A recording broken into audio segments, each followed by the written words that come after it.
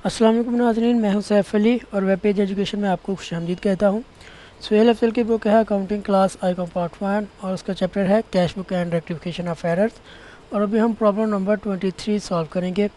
From the undermentioned particulars prepare a bank reconciliation statement under double balance method as on 31 March 2015। Double balance method के साथ नीचे दी गई information के हमने bank reconciliation statement बनानी है 31 मार्च 2015 को। Bank overdraft as per bank statement rupees 4600, ये बैंक स्टेटमेंट का ओवरड्राफ्ट बैलेंस है।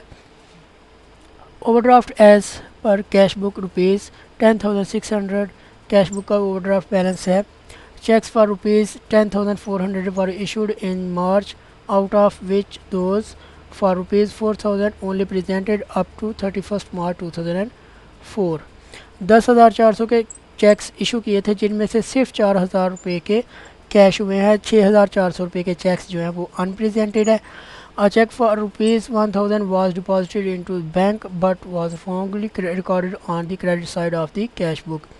तो ये कैश बुक की एक चेक है जो हमने डिपॉजिट करवाया था बैंक के, उसको डेबिट साइड पे रिकॉर्ड करना था लेकिन गलती से क्रेडिट साइड पे रिकॉर्ड कर दिया है। तो इसका डबल इफ़ेक्ट हो, डबल अमाउंट से इसका इफ़ेक्ट होगा। 1,000 से नहीं बल्कि 2,000 से होगा। The credit side of the cash book was undercast by rupees 1,600। Cash book की क्रेडिट साइड अंडर कास्ट है यानी कि कम लिखी गई है 1,600 से।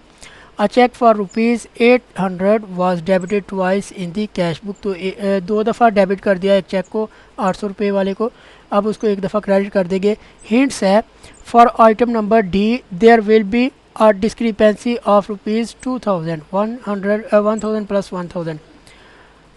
तो करेक्ट बैलेंस इसका होगा 11,000। सबसे पहले हम लिखेंगे balance as per cash book overdraft. Overdraft cash book का बैलेंस क्रेडिट होता है तो इधर क्रेडिट बैलेंस 10,600 लिख देंगे। नेक्स्ट हम लिखेंगे overdraft balance of as per bank statement, और बैंक स्टेटमेंट का ओवरड्राफ्ट बैलेंस डेबिट होता है तो ये 4600 लिख दिया। नेक्स्ट एंट्री है C, cheques issued but not presented, तो ये डेबिट होंगे। अनप्रेजेंटेड चेक्स डेबिट होते हैं तो ये 6,400 BRS में यानी बैंक स्टेटमेंट में आ गया। नेक्स्ट एंट्री है cheques wrongly entered on the credit side of the cash book rupees 2,000। इधर 1,000 बताया गया है लेकिन इधर 2,000 इसलिए ऐड कर रहे हैं क्योंकि ये डेबिट साइड पे पोस्ट करना था लेकिन इसको क्रेडिट साइड पे पोस्ट कर दिया है। तो एक क्रेडिट साइड का इफ़ेक्ट ख़त्म करने के लिए डेबिट करेंगे और दूसरा जो डेबिट साइड पे पोस्ट नहीं किया था उस अमाउंट को कंपनसेट करने के लिए इसको डेबिट करेंगे। तो टोटल 1,000 प्लस 1,000 2,000 से ये डेबिट हो जाएगा। नेक्स्ट एंट्री है credit side of the cash book undercast, तो क्रेडिट साइड कम है तो अब क्रेडिट साइड पूरी कर देंगे, क्रेडिट लिख के 1,600 ऐड कर देंगे। नेक्स्ट एंट्री है cheques of debited twice in the cash book, दो दफ़ा डेबिट हुआ है तो एक दफ़ा क्रेडिट कर देंगे 800।